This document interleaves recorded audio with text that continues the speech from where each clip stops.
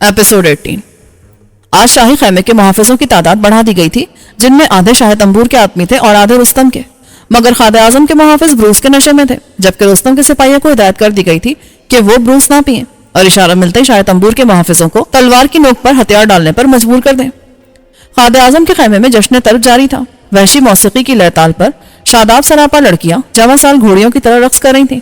खैमा खूब कचाकच भरा हुआ था। खादे आजम कहकह लगा रहा था और सादिया हस्बे मामूल उसके करीब खामोश बैठी थी। मैं खैमे में दाखिल होने के बाद दरवाजे के करीब ही रुक गया ताकि अपने आप को ब्रूस की बू से महफूज रख सकूं, जो अपने अंदर नशे की तासीर रखती थी। सादिया बार बार खैमे के दरवाजे की तरफ देखती थी, शायद उसे मेरे इंतजार था। मैंने अपने घुटने मोड़कर खुद को कदरे झुका लिया और शाह तंबूर के ओहदेदारों की एक टोली के पीछे खड़ा हो गया। इतने में बाबर भी अपनी गाड़ी धकेलता अंदर आया और मेरे पास पहुंच गया। आज उसे मेरे गुलाम की हैसियत से जश्न में शरीक होने की इजाजत दे दी गई थी। इतने में मारनो बर्फ लगे तरबूजों का एक छोटा सा टोकरा उठाकर अंदर आया और हस्बे मामूल शाह तंबूर के दाएं जाने बैठ गया। उसने जेब से रंगीन गोले निकाले और उन्हें उछालने लगा।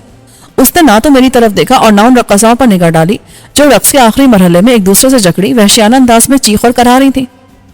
फिर मौसीकी के एक छनाके के साथ रक्स खत्म हुआ और रक्स करने वाली एक बगली दरवाजे से मुल्का खैमे में चली गई। बदमस्त सिपाही देर तक तालियां पीटते रहे। मैं इसी तरह सर झुका खड़ा रहा ताकि सादिया मुझे बुलंद कामती की वजह से पहचान न ले।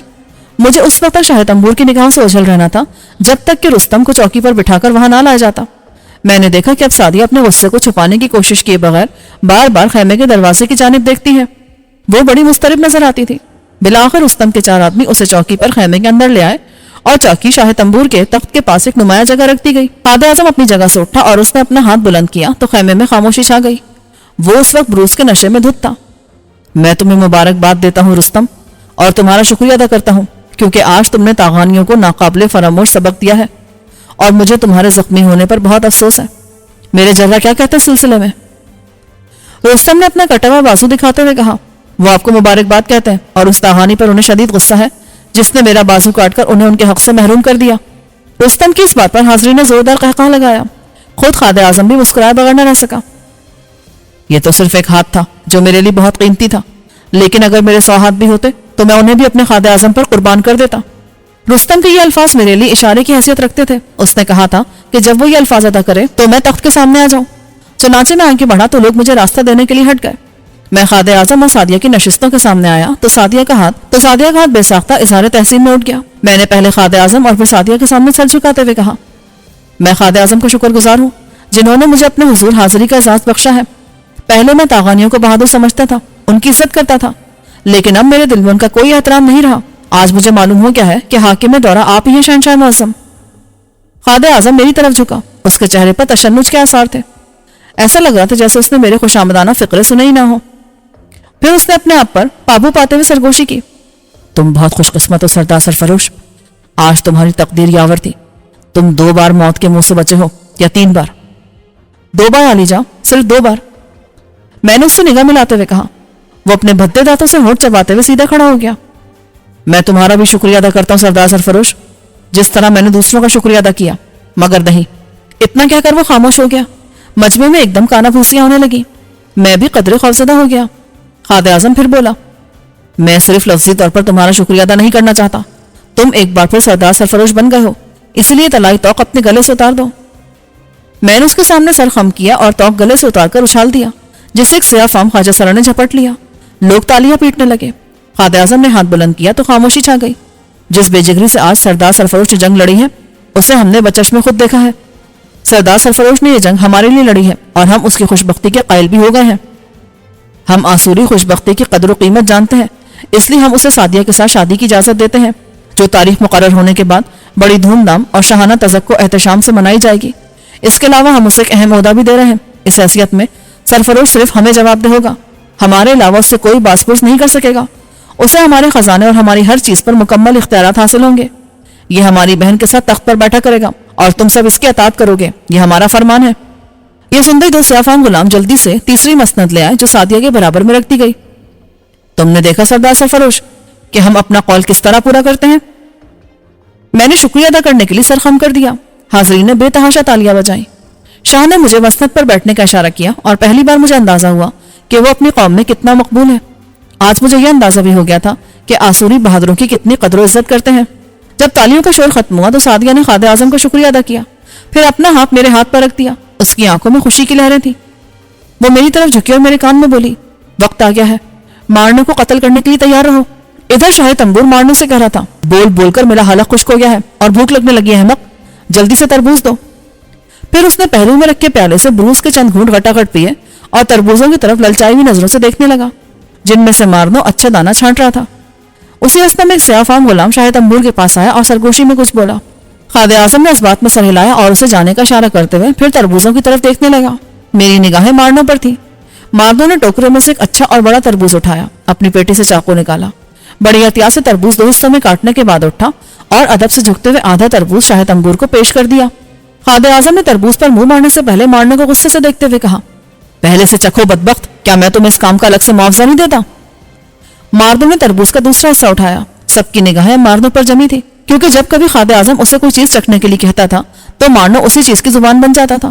مارنو نے تربوز کی ترجمانی کرتے ہوئے عجیب مزاحیہ لہجے میں کہنا شروع کیا, مجھے کھاؤ احمق بونے, مجھے کھاؤ, تاکہ خادم اعظم میرا دوسرا حصہ کھا سکے. پھر تربوز کی ہنسی سنائی دی. جب میں یہاں آیا تھا تب ثابت و سالم تھا, میرا چھلکا بھی ثابت و سالم تھا. جب تم کاٹ رہے تھے تو سب دیکھ رہے تھے. کیا خادم اعظم تجھے جادوگر سمجھتے ہیں؟ ورنہ تربوز کو کاٹے بغیر کون اسے زہر آلود کر سکتا ہے؟ مجھے جلدی کھاؤ احمق بونے, جلدی کھاؤ. یہ کہہ کر مارنو جلدی جلدی تربوز کھانے لگا. سارے حاضرین اس کی باتوں اور کھانے کے انداز پر بے تحاشا ہنسنے لگے. خادم اعظم بھی قہقہے لگا رہا تھا. پھر وہ بھی تربوز کھانے لگا. میری پیشانی اور قالود ہو گئی. مارنو نے کہا تھا کہ خادم اعظم تربوز کھانے کے چند لمحوں بعد ڈھیر ہو جائے گا. سعدیہ میری طرف جھکی. کیا بات ہے سرفروش, تم اس طرح گھبرائے ہوئے کیوں لگ رہے ہو؟ تمہیں تو ابھی ایک اہم کام کرنا ہے. میں نے مسکراتے ہوئے اس بات میں سر ہلا دیا. خادم اعظم نے جلدی جلدی کچھ اور تربوز کھایا, پھر کھڑے ہو کر ہاتھ بلند کیا. میں تمہیں ایک اور خوشخبری بھی سنانا چاہتا ہوں. میں تمہارا حکمران یعنی شاہ تنبور بھی شادی کرنے والا ہے. مجھے میرے خوابوں کی شہزادی مل گئی ہے. یہ کہہ کر اس نے تالی بجائی اور غلاموں کو حکم دیا کہ خادم اعظم تنبور کی دلہن سامنے لائی جائے. آسوری قوم کے سرداروں کو اس ہستی کا دیدار کروایا جائے جو حاکم دورہ کے ساتھ اس کے تخت پر جلوہ افروز ہوا کرے گی. حاضرین خوشی سے تالیاں پیٹنے لگے. خادم اعظم نے مسکراتے ہوئے بروس کا پیالہ اٹھا لیا. حاضرین میں سے کسی کو بھی اس خوشخبری کی توقع نہ تھی. وہ حیرت زدہ تھے. صرف سعدیہ ہی بھرے دربار میں واحد ہستی تھی جس کی آنکھوں میں خوشی اور حیرت کے بجائے نفرت کی لہریں ہلکورے لے رہی تھی. اس نے مجھ سے سرگوشی میں کہا, تیار ہو جاؤ سرفروش, وہ لمحہ آ گیا. پھر اس نے سیاہ فام غلاموں کی طرف دیکھا جن کے درمیان خادم اعظم کی ہونے والی نازک اندام دلہن آ رہی تھی. اس کے سر پر جوڑا بندھا تھا اور سعدیہ کی طرح اس کا آدھا چہرہ بھی زیر نقاب تھا. صرف آنکھیں نقاب سے باہر تھیں جنہیں وہ جلدی جلدی جھپک رہی تھی. چلتے چلتے وہ لڑکھڑائی تو غلام نے اس کا ہاتھ تھام لیا. وہ ایک دم بولی, بابا کیا تم بھی یہاں موجود ہو؟ بابا مجھے ڈر لگ رہا ہے, تم کہاں ہو؟ اس کی آواز سن کر مجھے یوں لگا جیسے کوئی تیز دھار خنجر سیدھا میرے دل میں اتر گیا ہو. میرا رواں رواں کانپ اٹھا. پھر مارنو کے حلق سے دلدوز چیخ نکلی جس سے ماحول کا ذرہ ذرہ کام کیا. اچانک اس کے ہاتھ میں ایک تیز دھار خنجر چمک اٹھا اور پھر یوں لگا جیسے خیمے میں آسمانی بجلی گر گئی ہو. میں نے گھبرا کر آنکھیں بند کر لی. میرا دل یوں کانپ رہا تھا جیسے میں کوئی غیر معمولی جوان نہیں بلکہ بھیڑ کا کمزور و ناتواں سا بچہ ہوں اور میری گردن پر خنجر کی دھار رکھ دی گئی ہو. حالات نے کس قدر اچانک اور کتنی بھیانک کروٹ لی تھی میں سوچ بھی نہیں سکتا تھا کہ خادم اعظم نے مارنو کی معصوم بیٹی تانتی کو نہ صرف تلاش کر لیا ہے بلکہ اسے اپنی ملکہ بنانے کا فیصلہ بھی کر لیا ہے. مارنو کے ہاتھ میں لمحے بھر کو اس کا تیز دھار خنجر چمکا اور وہ پھر تڑپ کر لپکا. میں نے آنکھیں کھولی تو میرے سامنے ایک اور ناقابل یقین منظر تھا. مارنو کا خنجر سعدیہ کے دل میں اتر گیا تھا. سعدیہ کے حلق سے بڑی دلدوز چیخ نکلی تھی اور ماحول پر لرزہ سا طاری ہو گیا تھا. وہ منہ کے بل مسند سے قالین پر گری اور اس کی روح قفس انصری سے پرواز کر گئی. ابھی حاضرین اس صورتحال کو سمجھ بھی نہ پائے تھے کہ خادم اعظم بھی اپنی ہمشیرہ کے پہلو میں گر گیا. اس نے اپنے دونوں ہاتھوں سے اپنا حلق تھام لیا. وہ چند لمحے تڑپا اور ہمیشہ کے لیے ٹھنڈا ہو گیا. سب کی آنکھیں حیرت سے پھٹ گئی. وہ بے یقینی سے منہ پھاڑے دیکھ رہے تھے کہ یہ کیا ہو گیا. میں خود بھی حیرتوں میں ڈوب گیا تھا. پھر فوراً ہی مجھے ہوش آیا. اس سے پہلے کہ سیاہ فام غلام مارنو پر جھپٹتے میں نے اپنی مسندی اٹھا کے ان پہ دے ماری اور تلوار سونت کر مارنو کے آگے آ گیا. اتنے میں رستم نے بھی چوکی کے گدے کے نیچے چھپی ہوئی تلوار نکالی اور اسے لہراتے ہوئے گرجا, سنو اے آسوری لوگوں سنو, اب میں تمہارا حکمران ہوں. یہ اعلان سنتے خادم اعظم کے وفاداروں میں کھڑبونگ سی مچ گئی. انہوں نے چیختے چنگھاڑتے ہوئے اپنی نیاموں سے تلواریں نکال لی, لیکن رستم کے آدمی پہلے سے چوکس تھے. انہوں نے خادم اعظم کے آدمیوں کو کاٹ کر رکھ دیا. ان میں سے 2 رستم کے آدمیوں کو غچہ دے کر مارنو کی جانب لپکے تو میں نے آگے بڑھ کر ایک کو تحتیق اور دوسرے کو بری طرح زخمی کر دیا. خادم اعظم کے کچھ وفاداروں نے خیمے سے نکل کر ہنگامہ کرنا چاہا مگر رستم کے وفاداروں نے ان کا راستہ روک لیا. اتنے میں بابر اپنی گاڑی دھکیلتا ہوا ان کے قریب پہنچا اور گاڑی کے تختے کے نیچے چھپائی ہوئی تلوار نکال کر ان کی ٹانگوں پر وار کرنے لگا. देखते ही देखते ये बगावत कुचल दी गई।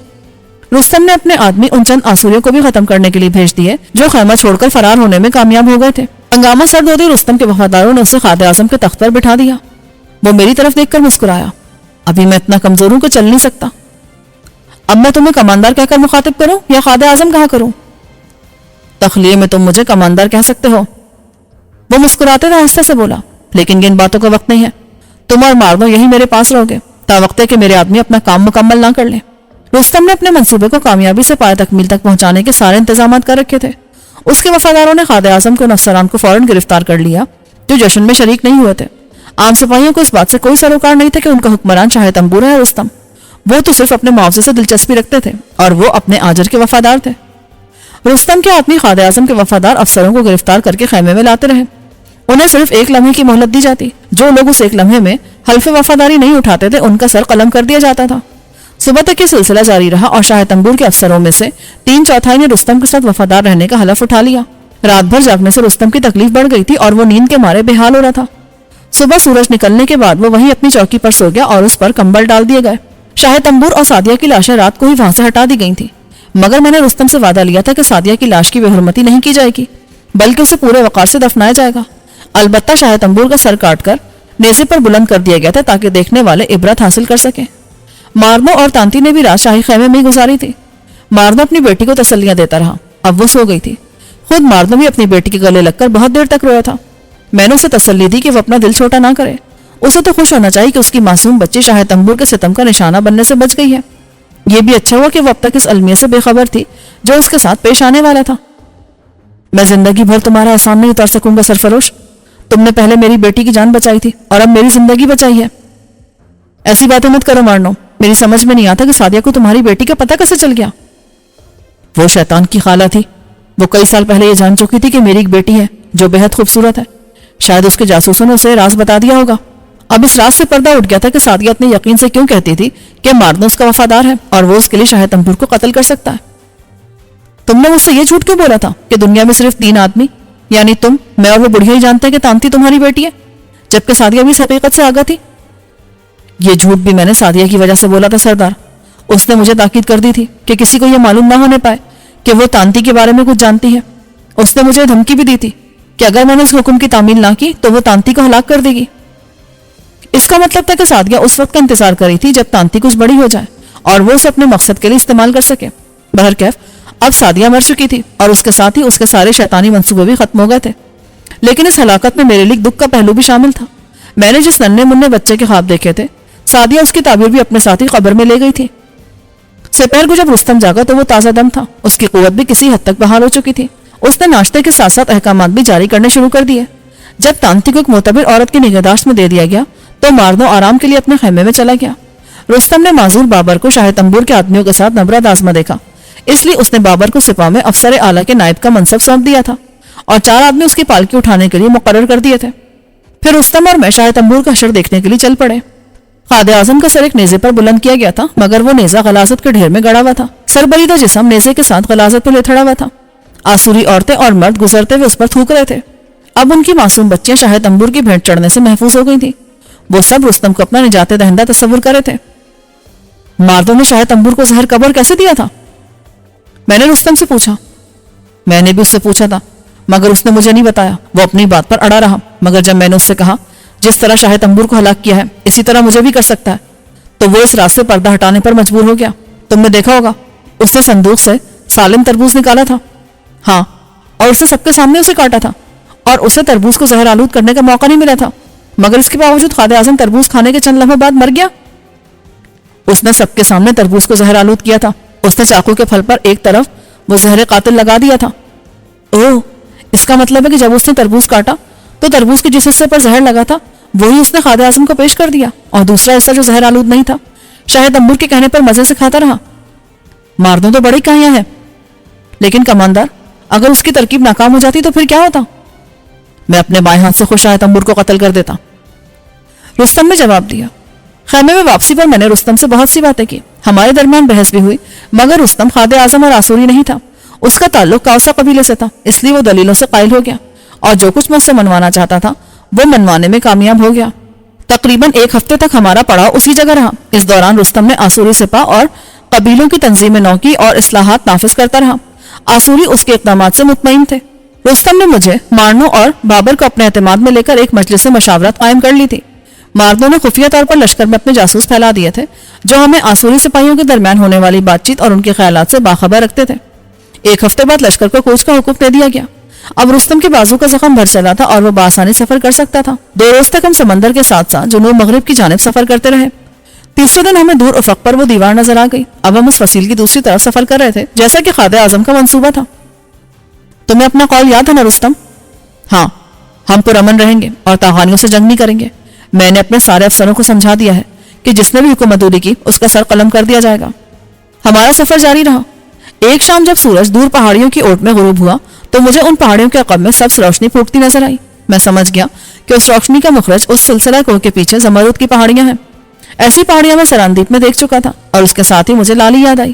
لالی کے ساتھ گزارے ہوئے لمحے یاد آ گئے۔ میں ساتوں کے پل پار کرتا ماضی کے ان لمحوں میں جا پہنچا جب میں نے پہلی بار لالی کو دیکھا تھا۔ جانے اب وہ کیسی ہوگی، جانے اس کا ساتھی اب کون ہوگا، وہ کس کی محبت کا دم بھرتی ہوگی۔ ان سوچوں کو اسی وقت جواب مل سکتا تھا جب ہم منزلیں طے کرتے ہوئے لالی کے شہر پہنچ جائیں گے۔ لشکر کی پیش قدمی جاری رہی۔ ایک روز مغرب سے آنے والی ہوائیں اپنے ساتھ پھولوں کی بھینی بھینی مہک بھی لے آئیں۔ یہ خوشبو اس بات کی غماز تھی کہ ہم طاغانی سرزمین کے قلب تک پہنچ گئے ہیں، لیکن اب تک نہ طاغانی فوجیوں سے ہماری مدبھیڑ ہوئی تھی اور نہ ہی نگہبانی کے کوئی برج اور گاؤں دکھائی دیے تھے۔ پچھلے چند روز سے میں محسوس کر رہا تھا کہ مارنو مجھ سے پہلو تہی کر رہا ہے اور کترانے لگا ہے۔ میری سمجھ میں نہیں آتا تھا کہ اس کی وجہ کیا ہے۔ آخر ایک روز میں نے اس سے پوچھ ہی لیا، کیا بات ہے مارنو، تم مجھ سے کچھ دور دور آنے لگے ہو؟ تم سچ کہتے ہو سردار، دراصل میرا ضمیر مجھے کاٹنے لگا ہے۔ تم نے میری بیٹی کی جان بچائی لیکن میں نے تمہارے ہونے والے بچے کو قتل کر دیا۔ ضمیر کی یہی ملامت مجھے تمہارا سامنا کرنے سے روکتی ہے۔ ہونے کے کوئی نہیں ٹال سکتا مارنو، مجھے تم سے کوئی شکایت نہیں ہے۔ میرے ساتھ وہی دوستانہ رویہ رکھو گے تو مجھ پر احسان ہوگا۔ میں نے اسے سمجھایا۔ گزشتہ 2 روز سے میرا دل کچھ گداز ہو رہا تھا۔ اس کی وجہ غالباً یہ تھی کہ میرے سر میں مسلسل ہلکا ہلکا درد رہنے لگا تھا جو کبھی کبھی شدت اختیار کر لیتا تھا، اور یہ اس بات کی علامت تھی کہ ڈاکٹر فریدو اپنے کمپیوٹر کے توسط سے میری کھوج میں ہے۔ میں نہیں چاہتا تھا کہ اپنے پیچھے تلخ یادیں چھوڑ جاؤں، اس لیے میں نے مارنو سے بات چھیڑی تھی تاکہ اگر اسے مجھ سے کوئی شکایت ہو تو دور کرتا جاؤں۔ مارنو کچھ دیر سوچتا رہا، پھر بولا، کیا تم مجھے زیادتی پر تہ دل سے معاف کر سکتے ہو؟ دراصل سادیہ نے چال ہی ایسی چلی تھی۔ اس کا خیال تھا میں اپنی بچی کو دیکھ کر تیش میں آ جاؤں گا اور خادم اعظم کو قتل کر دوں گا۔ وہ نہیں جانتی تھی کہ میں اسے زہر دے چکا ہوں۔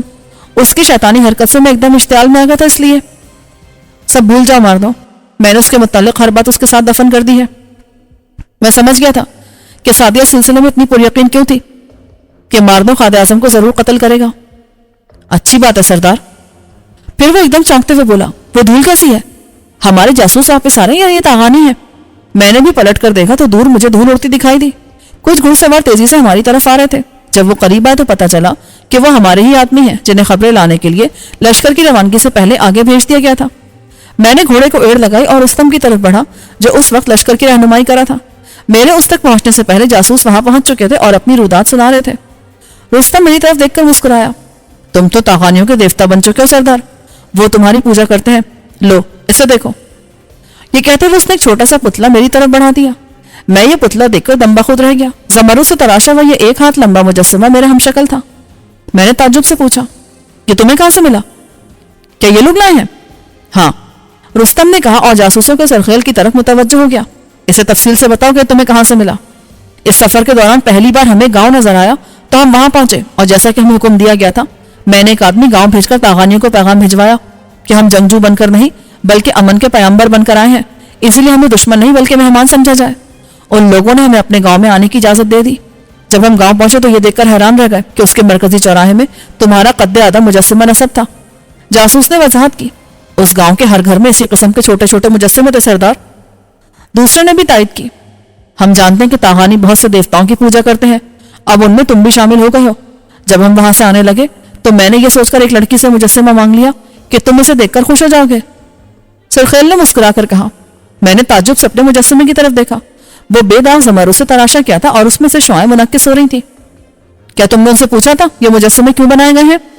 ہاں، یہ تمہاری یاد میں بنائے گئے ہیں۔ ملکہ ہوشی نے اپنی سلطنت کے ہر شہر اور ہر گاؤں کے مرکزی مقامات پر تمہارے قد آدم مجسمہ نصب کرنے اور ہر گھر میں چھوٹا مجسمہ رکھنے کا حکم دیا ہے۔ میں نے سوچا کہ لالی شاید مجھے انجہانی سمجھتی ہے۔ ہمارا سفر جاری رہا۔ جب ہم پہلے گاؤں کے قریب پہنچے تو میں خود گاؤں کے چوراہے پر گیا. دیہاتی مجھے دیکھ کر سر جھکانے لگے اور بچے چیختے چلاتے بھاگ اٹھے. مجھے یہ خیال آیا کہ ان کی مائیں انہیں یہ کہہ کر تو نہیں ڈراتی ہوں گی کہ خبردار روئی یا شرارت کی تو سردار سرفروش کے حوالے کر دوں گی. میں نے گاؤں کے مرکزی چوراہے میں اپنے مجسمے کے سامنے گھوڑا روکا اور اسے غور سے دیکھنے لگا. یہ مجسمہ قد آدم نہیں بلکہ 10 ہاتھ بلند تھا اور زمرد کی چٹان سے تراشا کیا تھا. مجھے مجسمہ بڑا باوقار نظر آیا. میں اسے دیکھ کر خوش ہوئے بغیر نہ رہ سکا. میں نے تو کبھی بھول کر بھی یہ نہ سوچا تھا کہ لالی مجھے اتنی شدتوں سے بھی چاہ سکتی ہے. اس کی محبت نے تو مجھے دیوتاؤں کا درجہ عطا کر دیا تھا. مجھے اس پر ٹوٹ کر پیار آیا.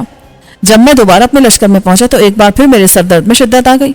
میں نے آنکھیں کو جھک کر اپنے آپ کو گرنے سے بچایا اور ڈاکٹر فریدوں کو کوسنے لگا جو شاید مجھے سالموں میں تقسیم کرنے کی غرض سے کمپیوٹر کے ذریعے تلاش کرا تھا. لشکر حسب معمول آگے بڑھتا رہا لیکن ہمیں فصیل پر کوئی نقل و حرکت دکھائی نہ دی. تاہم ہر منزل پر ہم نے اپنے آگے آگے دھوئیں کے بادل ضرور اٹھتے دیکھے تھے جو ہماری آمد کی نشاندہی کرتے تھے. پھر ایک روز ہمیں نگہبانی کے سلسلہ بروج کا پہلا برج دکھائی دیا. اس سلسلے کے ہر برج پر مختلف رنگوں والے 3 اشارے نما لگے ہوئے تھے جنہیں رسیوں کی مدد سے اٹھایا گرایا جا سکتا تھا. ہر برج اونچے مقام پر تعمیر کیا گیا تھا اور اسے دوسرے برج سے دیکھا جا سکتا تھا لیکن کسی برج پر ہم نے کسی فرد کو معمور نہیں پایا. برج کے محافظ ہمارے وہاں پہنچنے سے پہلے ہی جا چکے تھے. رستم کو ان کی حرکت پر بڑا غصہ آیا. ہم ان لوگوں سے مفاہمت کی بات چیت کیسے کر سکتے ہیں جو ہمیں دیکھ کر ہماری آمد سے پہلے بھوتوں کی طرح غائب ہو جاتے ہیں؟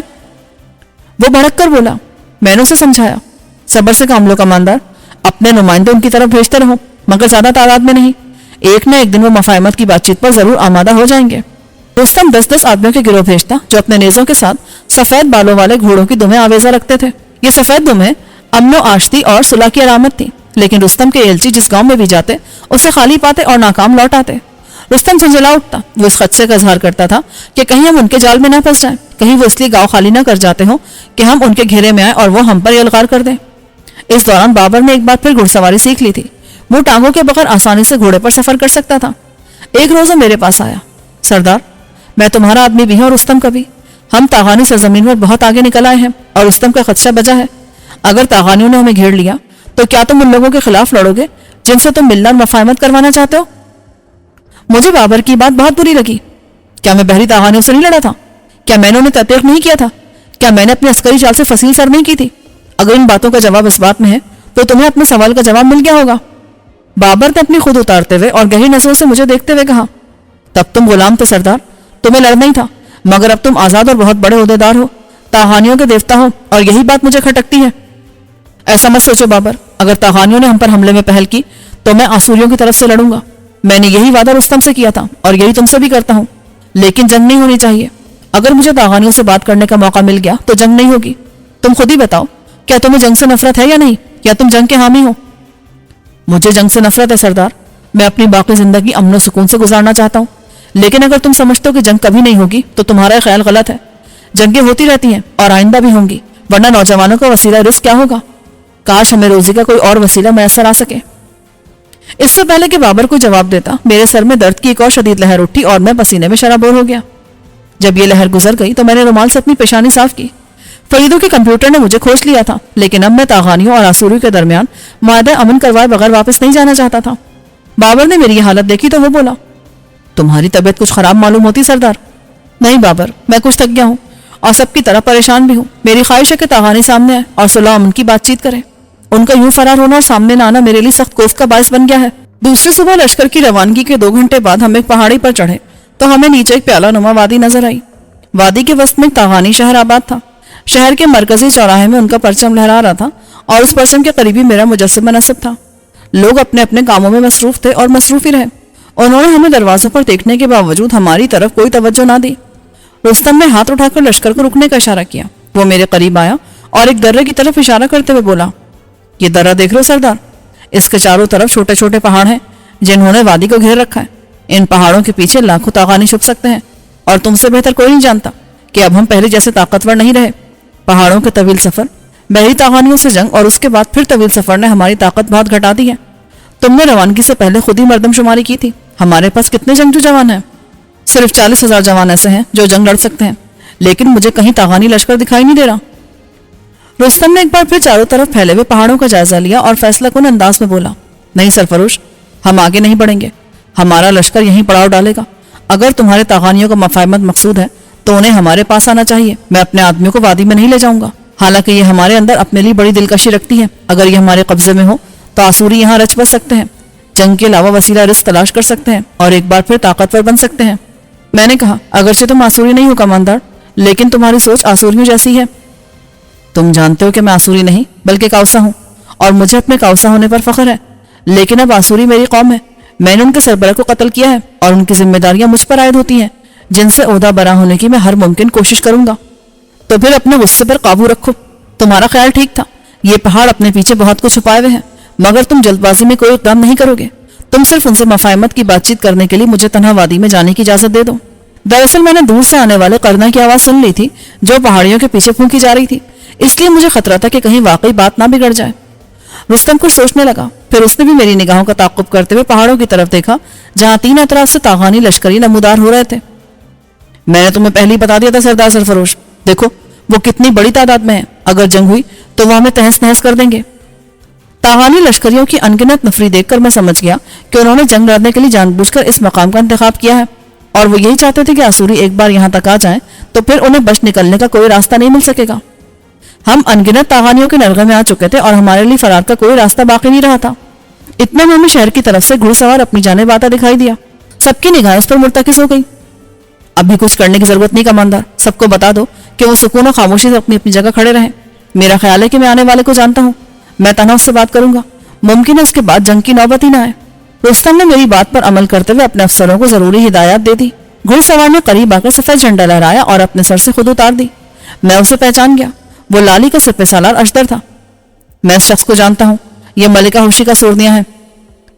میں نے رستم سے کہا جاؤ اس سے بات کرو، مگر بات کر کے فوراً واپس آ جانا، اور تم نے مجھے جو قول دیا ہے اسے پورا کرنا. میں ضرور واپس آؤں گا سردار. میں نے اپنا گھوڑا درے کی طرف دوڑا دیا جہاں اشدر کھڑا تھا. اس نے مجھے اپنی طرف آتے دیکھ کر مسرت سے ہاتھ ہلایا، اور جب میں قریب پہنچا تو وہ بولا خوش آمدید سردار. ہم تو سمجھے تھے کہ تم مر چکے ہو، لیکن کچھ عرصہ پہلے ہمارے ایک جاسوس نے تمہیں دیکھا اور آ کر بتایا کہ جس آدمی کے مجسمے ہر شہر اور ہر گاؤں میں استادہ ہیں وہ تو آسوری لشکر کے ساتھ آ رہا ہے. میں نے اپنے مجسمے دیکھے اشدر، کیا یہ واقعی ملکہ ہوشی کے حکم پر نصب کیے گئے ہیں؟ میں نے مسکراتے ہوئے کہا ہاں. تم آسوریوں کے ہاتھوں گرفتار ہوئے تو دنیا کی ساری خوشیاں اس سے روٹ گئیں. حد تو یہ کہ میں نے آسوریوں کو ہمیشہ کے لیے سفاستی سے مٹا دینے کا یہ جو شاندار منصوبہ بنایا ہے، اس سے بھی ملکہ کو کوئی خوشی نہیں ہوئی. میرا خیال ہے اگر ہمارے جاسوس تمہیں ہمارا پیغام نہ پہنچاتے تو تم انہیں یہاں نہ لاتے اور آسوری لشکر اتنی آسانی سے ہمارے جال میں ہرگز نہ پھنستا. مجھے تمہارا کوئی پیغام نہیں ملا اشدر. میں ہی انہیں یہاں لایا ہوں، مگر جنگ کے لیے نہیں بلکہ معاہدہ امن کے لیے. اور پھر میں نے اسے مختصراً ساری باتیں بتا دی. کیا تمہیں یقین ہے کہ اگر امن کا معاہدہ ہو گیا تو رستم اس پر عمل کرے گا؟ ہاں، جس طرح مجھے اس بات کا یقین ہے اسی طرح تمہیں اور ملکہ کو بھی کرنا چاہیے، اور کرنا ہی پڑے گا. تم تو اس منصوبے کو گڑبڑ کر دینا چاہتے ہو سردار جو میں نے اور ملکہ نے بنایا ہے.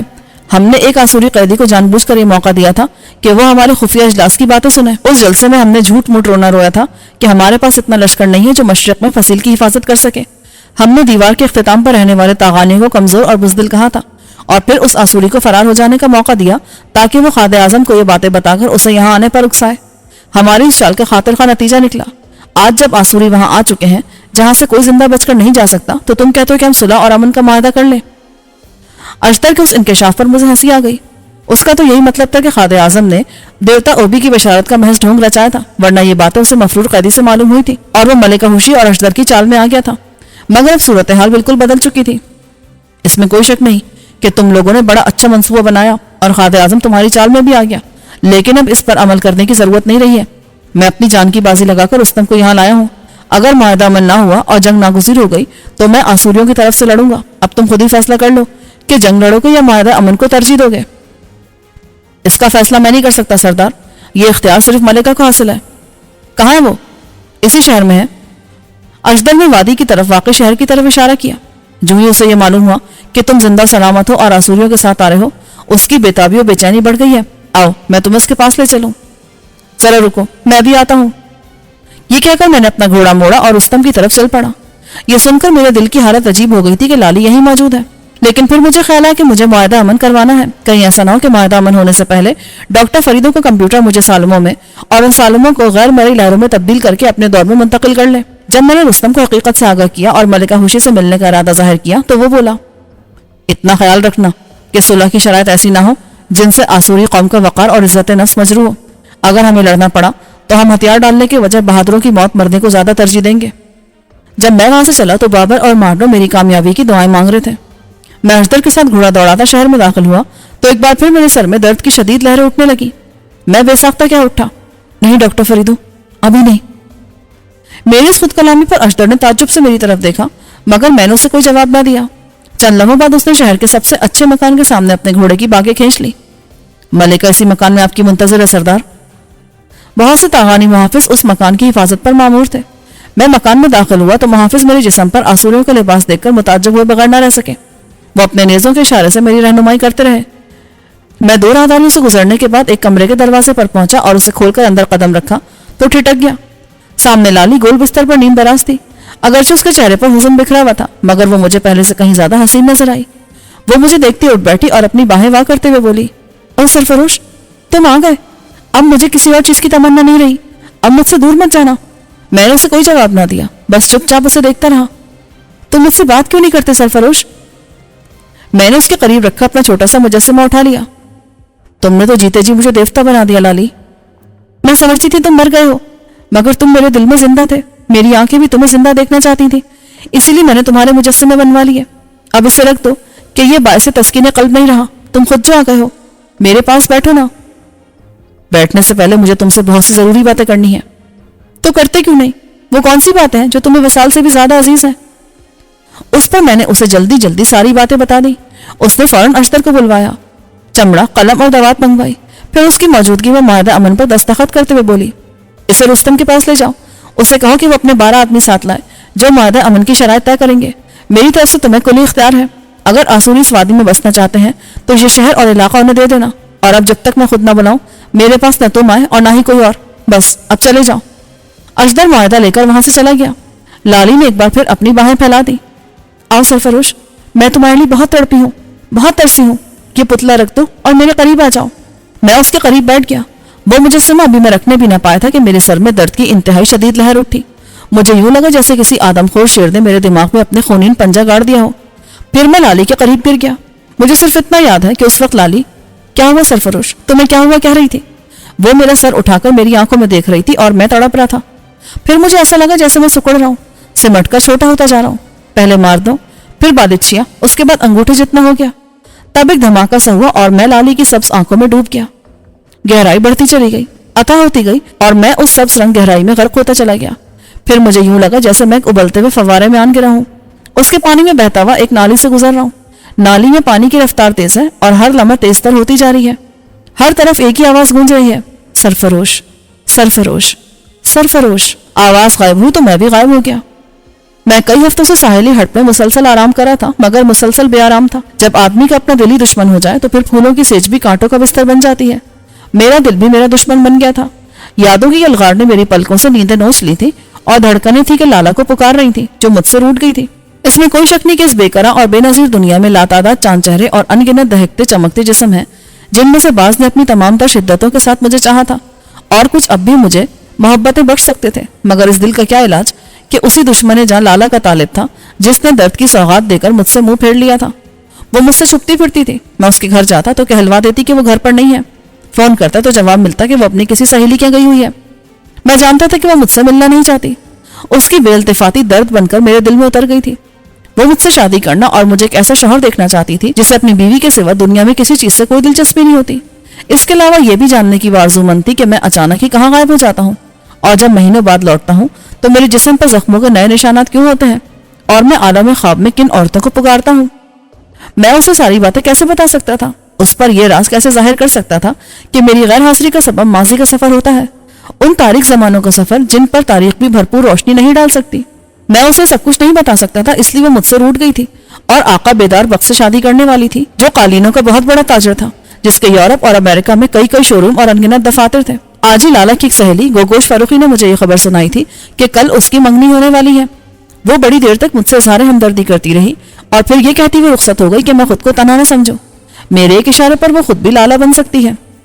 گوگوش چلی گئی، مگر لالا کی یادوں کے بھنور سے میں نہ نکل سکا۔ میرا جی چاہا کہ جاؤں اور اسے بتا دوں کہ مجھے کن مجبوریوں نے چپ کا زہر پلا دیا ہے۔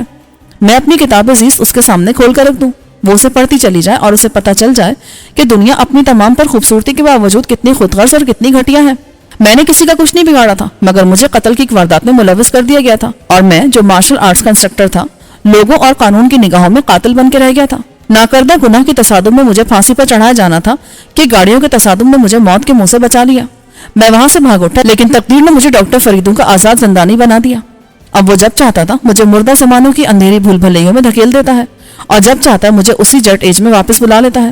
اس نے مجھے $6 ملین مین جیسی غیر معمولی اور غیر فطری طاقت و صلاحیت تو نہیں بخشی، لیکن میرے جسم میں اسپرنگ کی ٹکیا جتنا ایک بم ضرور لگا دیا تھا جو ہلاکت خیزی میں ایٹم بم سے کم نہیں۔ اس نے کسی آپریشن کے بغیر ہی میری ذہنی استعداد اتنی بڑھا دی ہے کہ اب مجھے کوئی بات یاد رکھنے کی ضرورت نہیں پڑتی۔ ہر بات اپنے آپ ہی میری یادداشت کے نہا خانوں میں جمع ہوتی چلی جاتی ہے، اور وہ جب چاہتا ہے ان باتوں کو میری یادداشت سے برآمد کر لیتا ہے۔ اس صورتحال میں جب میری حیثیت ایک کٹ پتلی سے زیادہ نہیں رہی، میں ایک آئیڈیل شوہر کیسے بن سکتا ہوں؟ میں انہی سوچوں میں گھرا ہوا تھا کہ ٹیلی فون کی گھنٹی بجی۔ میں نے ریسیور اٹھایا تو دوسری جانب ڈاکٹر فریدو تھا۔ ہیلو سرفروش، کیسے ہو؟ اس کی آواز میں تشویش شامل تھی۔ بالکل ٹھیک ہو جناب۔ میرا مطلب ہے بالکل ٹھیک ہو نا؟ مجھے ڈاکٹر فریدو کا یہ انداز استفسار کچھ عجیب سا لگا۔ میں پوچھے بغیر نہ رہ سکا۔ بالکل ٹھیک سے کیا مراد ہے آپ کی؟ بھائی وہ تمہاری آواز کچھ بدلی بدلی سی لگ رہی ہے۔ نہیں جناب، میری آواز بھی بالکل ٹھیک ہے۔ شاید اس لیے بدلی بدلی سی لگ رہی ہے کہ تم سے بات کیے بہت دن ہو گئے ہیں۔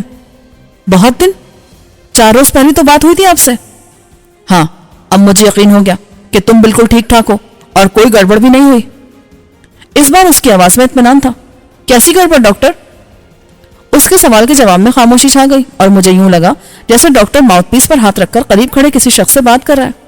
پھر آواز آئی، یہ مت پوچھو اور فوراً یہاں آ جاؤ۔ ڈاکٹر فریدو نے یہ کہہ کر فون بند کر دیا۔ میں الجھن میں پڑ گیا کہ ایسی کیا گڑبڑ ہو سکتی ہے جس نے ڈاکٹر کو تشویش میں مبتلا کر دیا ہے۔